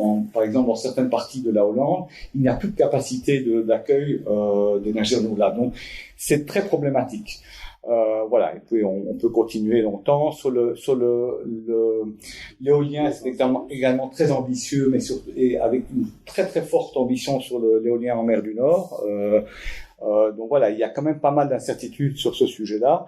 L'hydrogène, Michel l'a répété hier, l'hydrogène, c'est une technologie qui est extrêmement, un vecteur qui est très important pour assurer la transition, mais son impact, on le verra probablement d'ici 5 à 10 ans au minimum. Et donc les valeurs qui sont ici sont, à mon avis, extrêmement ambitieuses. On n'y arrivera pas à y arriver. Donc voilà, on tend vers cet objectif, mais il est, à mon sens, très très très difficile à atteindre. Alors, pour conclure sur ce chapitre, cette crise énergétique, elle a eu en Europe un effet absolument remarquable, un petit peu comparable à celui de la crise du Covid, c'est qu'il a créé une convergence au niveau de l'Union qu'on n'avait jamais vue avant. Moi, je travaille dans cet environnement depuis une quinzaine d'années, et ce que j'ai vu d'abord avec la crise du Covid, et puis ensuite avec la crise énergétique, c'est du jamais vu. Cette capacité de prendre, de décider de 9 paquets de sanctions, de décider du financement, la mise en place de fonds de financement, de règles sur le permitting quasiment en l'espace de semaines, c'est du jamais vu au niveau de l'Union européenne, qui est essentiellement une organisation extrêmement consultative et extrêmement longue. Donc ça, c'est vraiment essentiel, et je crois que ça va avoir un rôle extrêmement de ciment, parce que dans, je dirais, la mer déchaînée qu'est le monde actuel, les États qui avaient quelques ambitions d'autonomie se sentent bien plus sécurisés au sein d'une union forte plutôt que seuls. Donc ça, c'est un premier effet. Et alors, au niveau, ça c'est très important, au niveau de la transition énergétique, on voit que cette guerre nous oblige aujourd'hui à réinvestir dans une infrastructure fossile, notamment beaucoup de pipelines à l'intérieur de l'Europe, de façon à rendre, en fait, le gaz venait essentiellement de l'Est et était acheminé par pipeline vers l'Ouest, et maintenant c'est plutôt le LNG qui arrive sur les côtes, essentiellement à l'Ouest, qui doit être acheminé vers l'Est. Donc il y a énormément de travail d'infrastructure à faire de ce côté-là. Il y a aussi pas mal de projets de stations de regazéification pour accueillir le LNG, notamment en Allemagne. On a eu 2 nouvelles en l'espace de quelques mois. Donc on réinvestit dans des infrastructures fossiles, et ça, c'est à mon sens dramatique, mais c'est indispensable. Mais je pense que très rapidement, et probablement sur une échelle de 3 à 5 ans, voilà, on va retrouver un nouvel équilibre, et que, par contre, fondamentalement, cette guerre nous a montré une seule chose, c'est qu'on doit se rendre le plus rapidement indépendant des fournitures d'énergie fossile. Et donc, on doit accélérer la transition énergétique pour obtenir notre autonomie énergétique ou s'en rapprocher. Et donc, je pense que ça va avoir, à moyen terme et certainement à long terme, un effet d'accélération sur la transition énergétique. Donc voilà ce que je dirais sur la crise énergétique. Alors ici, très rapidement, c'est un travail que j'ai fait avec un collègue, c'est une possibilité de ce que pourraient être les prix du gaz et de l'électricité à long terme, mais encore une fois, c'est un scénario dont le niveau de certitude est faible. Mais on pourrait imaginer si, et ça c'est évidemment, ça dépend de comment la guerre évolue et comment l'ordre géopolitique mondial se restructure. Mais donc il semble quand même probable que les États-Unis vont devenir et resteront probablement notre principal fournisseur de gaz, en plus de la Norvège, et que donc ce qui conditionnerait le prix du gaz serait probablement le marché du gaz de schiste aux États-Unis, en sachant bien sûr que pour acheminer ce gaz de schiste en Europe, il faut d'abord le liquéfier, le transporter, et que donc tout cela a un coût. Et donc un scénario possible serait d'imaginer qu'on arriverait à un coût long terme de 35 à 40 dollars ou euros du mégawattheure pour le gaz, avec un prix qui serait de l'ordre de 100 à 150 euros du mégawattheure pour l'électricité, en tenant compte du rendement des centrales au gaz, avec aussi l'incertitude de ce que sera le prix du carbone, qui aujourd'hui frôle les 100 euros la tonne, mais qui conditionne assez fort ce prix aussi. Donc c'est une possibilité à long terme, et ça nous amène à des prix d'électricité qui sont à peu près 2 fois ce qu'ils étaient il y a 2 ans. Hein, voilà. Mais encore une fois, certainement, il ne faut pas prendre ceci comme la vérité, c'est un scénario possible. Donc voilà pour la crise énergétique en Europe, et donc j'enchaîne sur la dernière partie de la leçon, qui est comment situer et positionner l'Europe et la projeter dans ce nouvel ordre géopolitique dont on sait encore relativement peu de choses. Alors premièrement, c'est toujours intéressant de revoir une carte, et je n'aime pas ces cartes parce qu'elles faussent complètement l'importance relative géographique des pays, ça dépend de la projection, mais on sait bien que l'Afrique est beaucoup plus grande en réalité si les surfaces sont respectées. Mais plus important, c'est de voir que ici, l'Europe EU 28, donc Europe des 27 plus les États-Unis, on est environ à 520 millions d'habitants aujourd'hui, et une démographie en décroissance assez rapide de l'ordre de 5%. Les États-Unis et le Canada c'est beaucoup moins, c'est 370 millions, avec une démographie qui, elle, est en croissance, relativement significative, 15%. L'Amérique du Sud, donc aussi une croissance relativement importante, mais probablement pas un acteur majeur, si ce n'est pour les minéraux, on y reviendra tout à l'heure. Mais voilà, ce qui est alors l'Australie, pas grand-chose à dire. Voilà où se situe le message principal. L'Afrique, il est prévu, et c'est les prévisions de la Banque mondiale, que sa population va quasiment doubler, va arriver à 2,5 milliards de personnes d'ici 2050, dans les prochaines 25 années. Alors il faut aussi se rendre compte que l'Afrique est dans une phase de rattrapage très accélérée des standards de vie, donc du PIB par habitant. Et ça va avoir comme conséquence que la consommation énergétique, au sens large, mais aussi en particulier d'électricité, en Afrique va exploser. Donc ça, c'est vraiment une bombe au niveau énergétique, au niveau des conséquences éventuelles en termes d'émissions. C'est essentiel, par exemple, que tous les investissements maintenant qui se font en Afrique se fassent aux énergies renouvelables, parce que tout ce qui se fait avec des centrales au charbon, centrales au diesel ou centrales au gaz sera amorti sur 40 ou 50 ans. Or, c'est ce qui se passe pour le moment, grâce à la Chine notamment.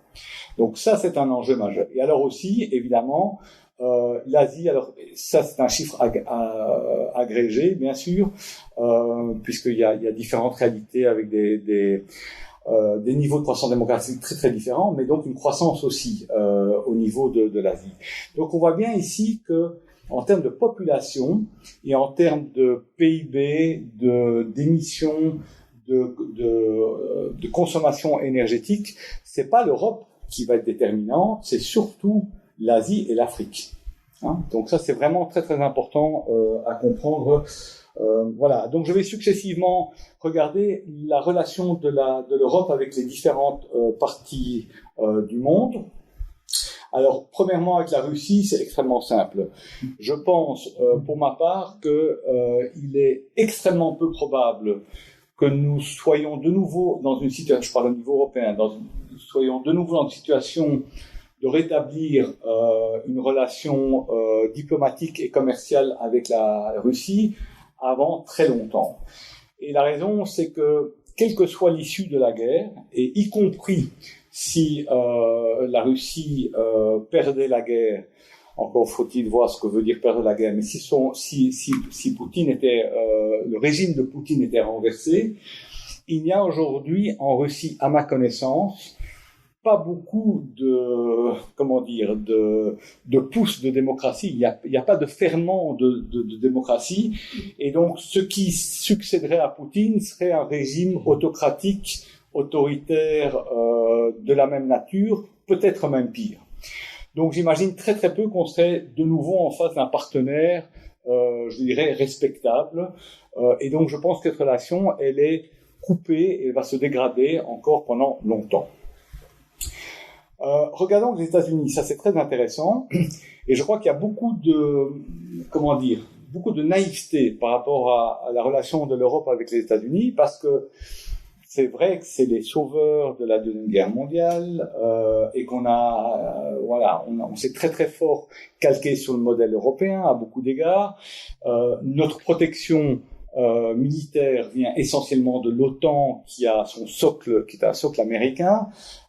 Mais je pense que la situation a dramatiquement changé depuis une dizaine d'années. Et je dirais déjà, à l'ère Obama, il avait clairement signifié qu'il réalisait ce qu'il appelait le pivot to Asia, c'est-à-dire que son orientation stratégique était l'Asie plutôt que l'Europe. Il y a eu l'ère Trump, pas grand-chose à dire, hein, America First, il a même menacé de sortir de l'OTAN, enfin bon, je pense qu'on est tous d'accord sur la question.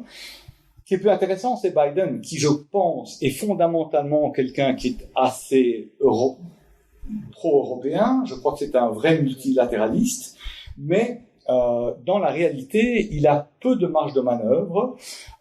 Et en fait, si on regarde sa politique depuis 2 ans, il y a quand même eu déjà l'histoire des sous-marins, des contrats des sous-marins australiens, qui était quand même très très douteux en termes de je dirais, relations diplomatiques avec l'Europe. Il y a eu la retraite de l'Afghanistan qui s'est faite sans concertation avec ses alliés. Et puis il y a eu ce fameux Inflation Reduction Act, c'est-à-dire ce paquet financier de 370 milliards qui, pour favoriser son industrie verte, et qui va évidemment introduire un énorme biais ou une distorsion de marché.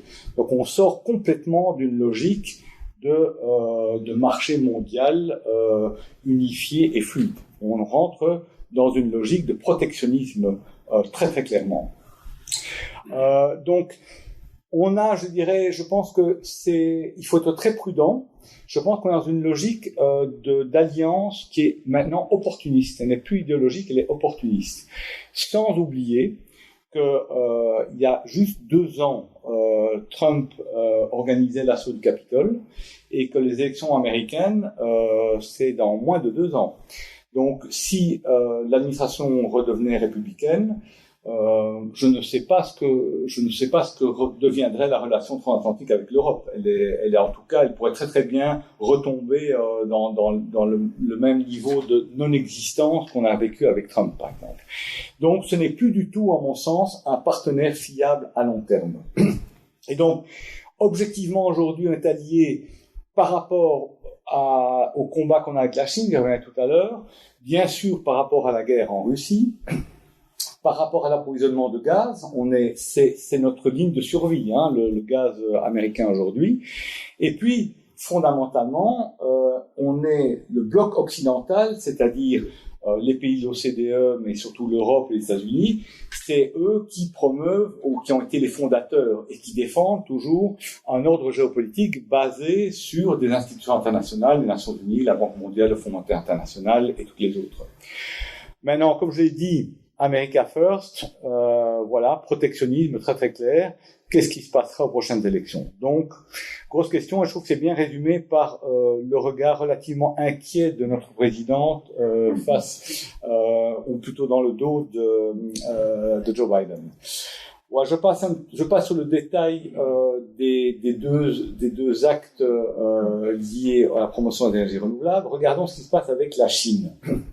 Alors, la Chine, c'est très très intéressant parce que d'abord, la Chine, on la qualifie maintenant, l'Europe qualifie la Chine, ça c'est je dirais la dénomination officielle, c'est un partenaire stratégique. Alors, la Chine est partenaire parce que par rapport aux grands enjeux mondiaux tels que le réchauffement climatique, fatalement la Chine est un acteur majeur et nous devons collaborer avec la Chine.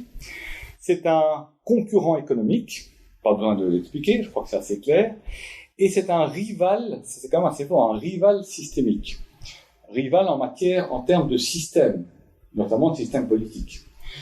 Donc ça veut aussi que ça ça reconnaît clairement que la Chine n'est pas un acteur en faveur du maintien de l'ordre géopolitique et des institutions internationales existantes aujourd'hui. Et ça, il faut vraiment s'en rendre compte, c'est fondamental.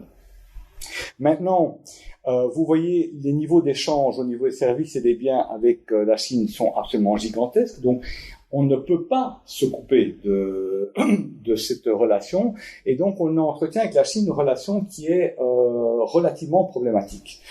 D'autant que deux choses, je ne sais pas si ça vous a sans doute pas échappé, mais il y a eu peu de temps, donc Xi Jinping a été renouvelé dans un troisième mandat à la tête du Parti communiste, et donc c'était absolument affolant. Je ne sais pas ceux qui ont vu.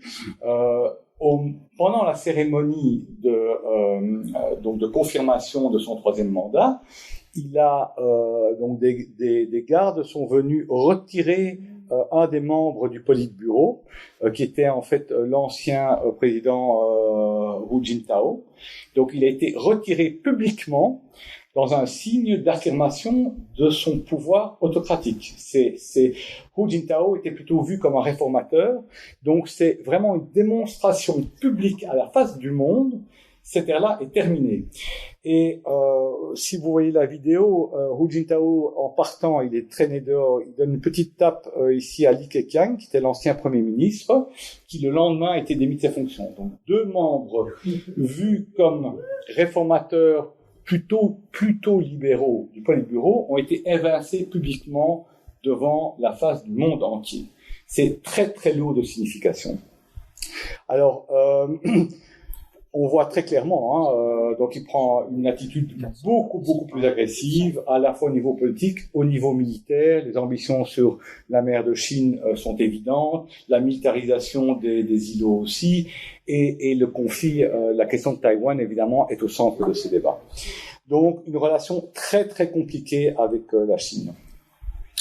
Alors pourquoi est-ce que cette relation est encore plus compliquée et plus critique que tout autre? C'est parce que, comme je l'ai dit, dans le basculement de nos dépendances d'énergie fossile vers un monde d'énergie renouvelable, il faut bien sûr maîtriser la production de ces énergies renouvelables, donc des technologies renouvelables. Alors, à peu près toutes reposent sur l'utilisation intensive de ce qu'on appelle des minéraux critiques. L'Union européenne en a établi une liste de 30 minéraux critiques. Deux d'entre eux sont des catégories qui sont les terres rares. Donc les terres rares, c'est une sous-catégorie des minéraux critiques. Et donc ce graphe est très très intéressant parce qu'il montre, c'est un graphe de l'Agence internationale de l'énergie, oubliez les points, gardez les barres, et donc c'est la croissance par rapport à 2020 à l'horizon 2040, donc c'est jamais que dans 17 ans, de nos consommations, nos besoins dans une série de minéraux. Et donc on voit que par exemple le lithium, bon ça c'est typiquement les batteries, la demande sera 40 fois plus élevée, on estime. Alors c'est ce qu'il faudrait dans le cas du scénario net zéro, c'est-à-dire si tout le monde donc suit la courbe que je vous ai montrée au début et que Michel a montré hier, net zéro, la demande en lithium va augmenter de 40 fois ce qu'elle est aujourd'hui. Ça, les petits points là, c'est les current policies. Donc si rien ne se passe, c'est la croissance normale. C'est quand même 15 fois, presque 20 fois. Je ne sais pas si vous imaginez ce que ça signifie par rapport à une industrie extractive, qui est une industrie à cycle très long, extrêmement capitalistique, ce que cela veut dire de multiplier par 40 sa production de lithium. Et puis ici, on a graphite, cobalt, nickel, manganèse. On est x20 ici. Donc, c'est absolument colossal. Le gros problème, il est ici. C'est que ces minéraux critiques sont beaucoup plus concentrés que les énergies fossiles. Ce graphe-ci montre en fait les trois pays, les trois premiers producteurs en termes d'extraction. Enfin, c'est plutôt les pays où se situent les mines. Et vous voyez déjà la Chine est clairement très fort en pointe sur les terres rares et apparaît un peu partout. Mais vous voyez que pour les énergies fossiles, les trois plus grands pays représentaient 40% de la production mondiale.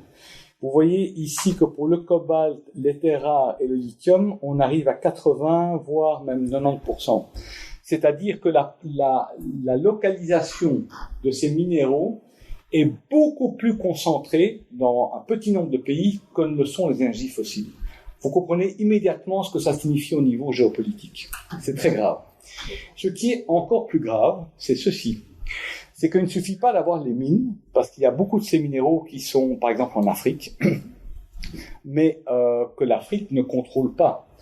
Et c'est bien la raison du Road and Belt, de l'initiative chinoise, comment on dit en français, les routes de la soie, c'est de prendre contrôle, et ils le font depuis longtemps, parce qu'ils ont une planification stratégique, beaucoup plus stratégique que l'Europe, et donc ils contrôlent l'extraction, mais surtout le processing, c'est-à-dire le processus qui consiste non seulement à extraire, mais à traiter. Donc, c'est des processus lourds et complexes.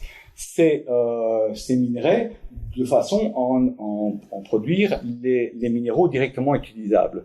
Et vous voyez que la Chine contrôle sur tout cela, contrôle 50% de la production, et pour les terres rares, quasiment 90%. Alors, les terres rares, c'est par exemple ce qui est utilisé, ça a des propriétés magnétiques, c'est utilisé dans tous les moteurs d'éoliennes, tous les générateurs d'éoliennes, les moteurs de véhicules électriques, tout ce qui est moteur électrique utilise les terres rares. La Chine a un quasi-monopole mondial aujourd'hui sur les terres rares. C'est catastrophique. Ça veut dire que même si on espérait, ouvrir des mines comme on l'a vu à Kiruna en Suède de terres rares, la Chine a contrôle tellement le marché qu'elle pourrait très, très facilement baisser les prix, par exemple, et tuer l'industrie européenne ou américaine ou autre. Elle a un quasi-monopole. Et c'est vrai pour beaucoup des matériaux critiques. Et donc ça montre la vision stratégique que la Chine a eue par rapport à ces matériaux critiques, mais l'extrême dépendance que nous avons en tant qu'Européens par rapport à la base de ce qui sert aux énergies renouvelables. Et donc, c'est très, très grave. Donc, c'est la raison pour laquelle la Commission aussi planche depuis un certain temps sur ce qui s'appelle le Critical Raw Material Act, qui est redéfinir une stratégie d'approvisionnement de ces matériaux critiques, qui va être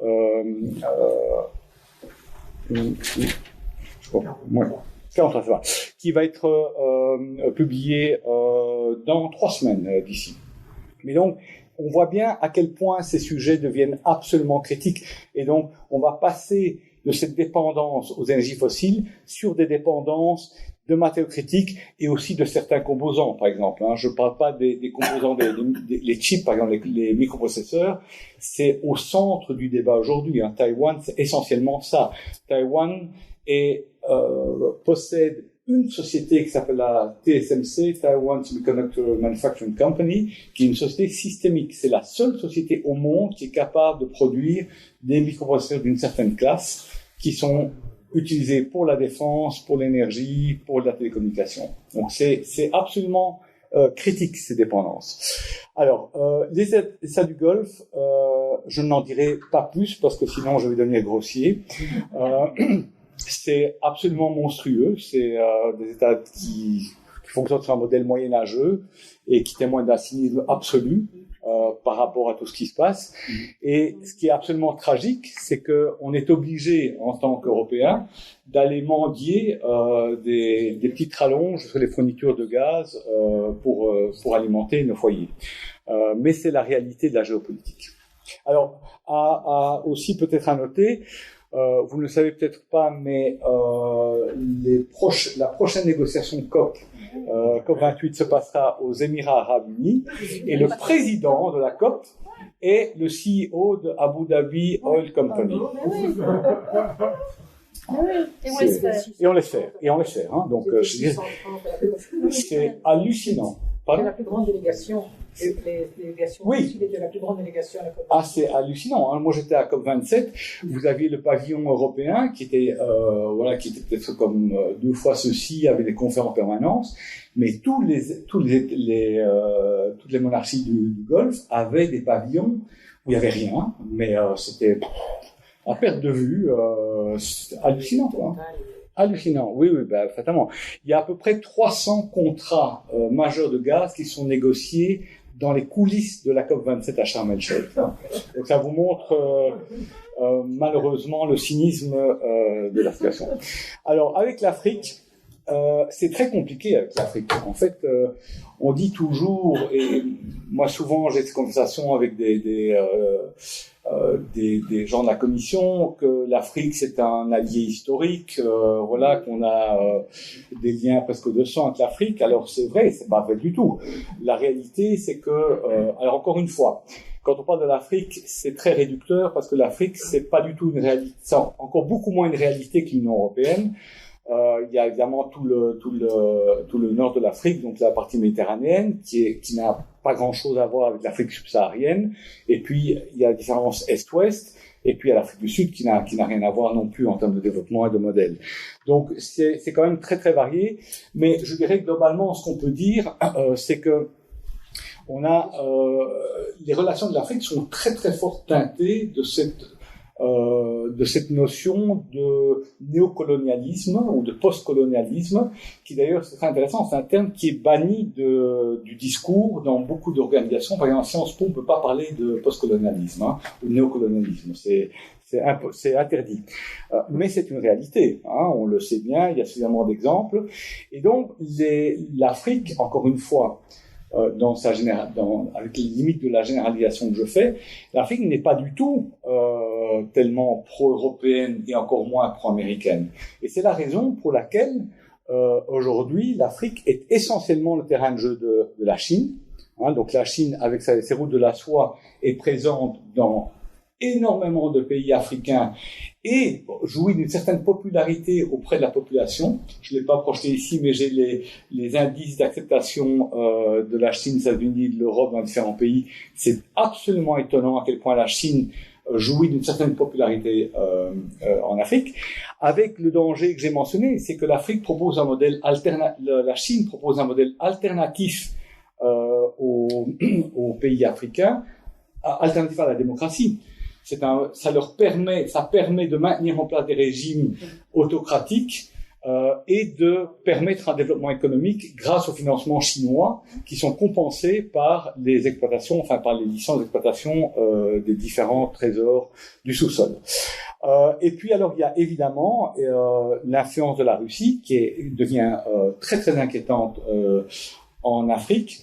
À beaucoup d'égards, et surtout avec la présence de Wagner, qui finance en fait tout Wagner est financé sur essentiellement les mines, je crois que les mines de diamants en Centrafrique, etc. Donc on a ici une entrée, une influence majeure de la Chine et de la Russie, et un appétit relativement mesuré pour collaborer avec l'Europe. Et donc ça, il faut bien se rendre compte que c'est une réalité qui s'est traduite d'ailleurs dans les votes des Nations Unies. Alors, il y a un point très important aussi, c'est très intéressant, c'est les puissances intermédiaires. Et donc il y a la façon de résumer ça, elle n'est pas de moi malheureusement, mais c'est de dire voilà, ils préfèrent être à la table de négociation plutôt que sur le menu des négociations. Et donc c'est vraiment une nouvelle donne de la géopolitique qui est en train des cartes géopolitiques qui sont en train de se rebattre, c'est que on avait un moment, ce qu'on appelait la phase unipolaire, où les États-Unis étaient, je dirais, étaient le leader incontesté au niveau mondial, qui a été commencé à être challengé d'un point de vue économique par la Chine. Mais ce qui s'est transformé ces dernières années est absolument remarquable parce que le challenge n'est plus qu'un challenge économique. La Chine maintenant devient un vrai rival systémique en proposant des institutions alternatives, la route de la soie, la conférence du congrès de Shanghai, j'ai oublié la dénomination exacte en français, et donc lutte un petit peu contre l'ordre établi, comme je l'ai dit précédemment, avec une alliance assez forte avec la Russie, on aura peut-être le temps d'en parler, et donc on a tout le jeu des puissances intermédiaires et du Global South qui essaie de tirer le épingle du jeu et d'essayer de restaurer en fait une certaine balance par rapport aux injustices dont ils s'estiment souvent à raison avoir été les victimes au cours du XXe siècle. Et donc on voit très bien le cas, c'est le cas de l'Inde. Par exemple, l'Inde est le grand bénéficiaire aujourd'hui des tarifs qui sont imposés sur le brut russe. Donc ils achètent massivement le brut russe à prix décoté. Et ils sont en train d'accroître énormément leur capacité de raffinage pour revendre les produits pétroliers raffinés sur les marchés internationaux. Donc, grand bénéficiaire. Donc là, on voit bien que l'Inde a une position très ambiguë. La Turquie, n'en parlons pas. Hein, la Turquie, c'est vraiment le symbole. Brésil, position neutre par rapport à l'invasion russe. Et puis, comme je dis, tous les pays du Sud. Donc, tous... Alors c'est intéressant parce qu'on les appelle les puissances intermédiaires. En fait, elles n'ont pour la plupart rien en commun. Elles sont souvent concurrentes l'une de l'autre, mais elles ont toutes un point commun, c'est qu'elles essaient de profiter de la situation actuelle pour accroître leur niveau d'influence, en tout cas à un niveau régional. On le voit très bien avec la Turquie, par exemple. Et donc voilà, en résumé, si je retrace depuis la Deuxième Guerre mondiale, c'est très simplifié bien sûr, mais vous voyez les différents éléments, hein, la Deuxième Guerre, la chute de l'Union soviétique en 91, chute du mur de Berlin 2 ans avant, la guerre du Golfe, en première guerre du Golfe en 93, September 11, voilà, la crise des subprimes. Alors ça c'est très intéressant parce que ça a montré tout à fait les limites du système capitaliste néolibéral. Hein. Et donc ça a énormément d'impact, notamment sur la montée des populismes, un peu partout dans le monde et en Europe. The Rise of China, donc troisième mandat de Xi Jinping, avec affirmation aux yeux du monde de sa prise en main autoritaire. Le Covid-19 aussi, qui a donné un coup d'arrêt à la globalisation. On s'est rendu compte au niveau mondial de la fragilité et de notre dépendance sur les chaînes qui étaient totalement distribuées. Et donc on assiste maintenant à ce qu'on appelle la globalization, c'est-à-dire on ne va pas faire une déconstruction totale de la globalisation, on va rester dans un monde globalisé, mais chaque État ou région rapatrie ces chaînes de valeur stratégiques. On ne veut plus être dépendant pour des masques ou pour des composants de base de médicaments ou pour des chips d'une industrie qui se trouve dans un État qui n'est plus un État ami ou un État fiable. Et puis bien sûr la guerre en Ukraine. Donc ce qu'on voit, c'est qu'on est passé de ce moment de suprématie américain qui a commencé à se fracturer avec September 11, la crise des subprimes, la montée de l'affirmation chinoise, l'alliance entre la Chine et la Russie, et on est vraiment ici dans une période d'effondrement du multilatéralisme et de l'ordre qu'on a connu jusqu'avant. Donc, rapidement, on est entré dans une phase de confrontation des blocs économiques, et pour moi c'est vraiment la fin du multilatéralisme, et on voit ressurgir toutes les politiques protectionnisme partout dans le monde. La Russie évidemment émerge comme un État voyou et clairement remet en cause l'ordre mondial existant et ses institutions. Alors la Chine elle est en train d'affirmer son pouvoir économique, mais aussi son pouvoir militaire, et donc ça c'est très très inquiétant. Et la Chine et la Russie sont des alliés objectifs forts. Donc je ne pense pas que ce soit une alliance de circonstances. La Chine est relativement prudente parce qu'elle veut se prémunir de l'impact des sanctions internationales, mais elle a une raison très objective de supporter la Russie. On y reviendra peut-être si on a le temps dans les dernières minutes. Les pays non alignés, donc les puissances intermédiaires, la transition énergétique qui va complètement rebattre les cartes de la géopolitique de l'énergie vers la suprématie des technologies et l'accès aux composants et aux minéraux. La question de base qui est: est-ce que notre modèle globalisé mondial de croissance économique tel qu'il est défini aujourd'hui est compatible avec véritablement une réduction des émissions, en tout cas au niveau où il faudrait y arriver?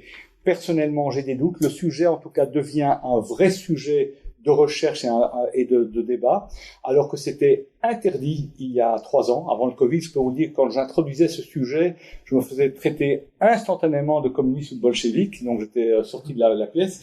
C'est un sujet qu'on peut aborder, voilà, je l'aborde aujourd'hui, mais c'est très très compliqué.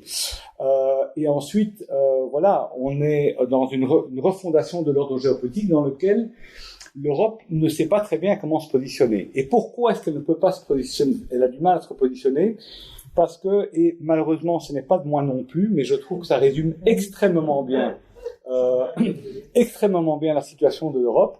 Le dernier herbivore dans un monde géopolitique de carnivores. C'est une phrase de Sigmar Gabriel, qui était leader du SPD en Allemagne. Et ça veut dire beaucoup de choses, une stratégie, une autonomie stratégique, mais c'est un débat extrêmement compliqué parce que en fait toute l'Europe a été pensée dans une logique d'effacement des frontières et de commerce globalisé, libéralisé et fluide.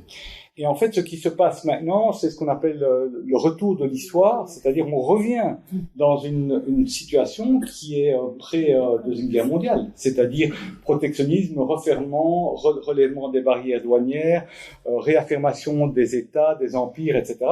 Et on n'est pas du tout préparé à ça. On est totalement dépendant à la fois d'un point de vue militaire, à la fois sur nos approvisionnements stratégiques. Donc c'est relativement complexe. Alors j'ai participé à une conférence à la Commission européenne il y a une semaine ou deux sur ce sujet. C'est un sujet qui volontairement est défini de manière floue parce que le problème c'est que quand on parle de souveraineté, ça s'oppose à beaucoup des valeurs fondamentales de l'Europe qui sont des valeurs d'ouverture. Et donc on en arrive maintenant souvent à parler de Open European Strategic Autonomy, ce qui est un peu contradictoire. Donc c'est complexe. Donc voilà, les messages clés que je voulais faire passer sur ces 3 leçons, c'est premièrement qu'on est entré dans une phase de ce que j'appelle des mouvements tectoniques, hein, donc ce qui se passe est extrêmement profond et grave de conséquences, et donc c'est vraiment l'ordre géopolitique mondial qui est en train d'être redéfini avec beaucoup d'incertitudes aujourd'hui. Comme je l'ai dit, probablement un déclin du multilatéralisme, une réassertion de l'État-nation comme prisme, en tout cas, de structuration, retour de protectionnisme et clairement un déclin de la démocratie. Hein. Si on voit en fait l'indice de démocratie mondial est en train de baisser très rapidement. Donc voilà, remise en question de l'ordre géopolitique qui avait établi au lendemain de la Deuxième Guerre mondiale, basé sur les Nations Unies, sur la Charte des Nations Unies, et sur un monde qui est régulé par un certain nombre de règles du jeu. Ces règles du jeu sont clairement remises en question directement par le couple Chine-Russie et implicitement par tous les acteurs qui ont été les perdants de cet ordre mondial, donc le Global South. Le problème de l'Europe qui a été conçu dans cet ordre, dans ce précédent ordre mondial et qui a peine à trouver véritablement ses leviers et ses marques dans une nouvelle logique. On parlait de soft power, hein, donc la soft power c'était l'influence que l'Europe et l'incitation que l'Europe pouvait créer sur les États non démocratiques de par sa préséance ou sa prédominance économique et culturelle, mais qu'est le soft power aujourd'hui, je vous le demande. D'un point de vue énergétique, je l'ai dit, évidemment, un retour maintenant à court terme et temporaire sur des investissements fossiles, mais fondamentalement une accélération de la transition énergétique, ce qui est une bonne chose. Donc, et puis, voilà, la grande question de savoir si le découplage total, donc effectivement, on a vu qu'il y avait moyen de découpler la croissance économique, le PIB, avec les émissions. Mais la question n'est pas de diminuer la dépendance, c'est de l'annuler. Personnellement, j'ai des doutes et ça pose un vrai problème. Et ce n'est pas neuf. Il y a 2 mois, je crois qu'on était ici dans la grande salle à célébrer les 50 ans de Limit to Growth, qui était un ouvrage qui a été écrit en 72, précisément qui mettait déjà, donc il y a 50 ans, la question de est-il possible d'avoir une croissance infinie dans un monde fini? Et voilà, pour ce que j'avais à dire, et je termine au moins aussi ponctuellement que toi hier.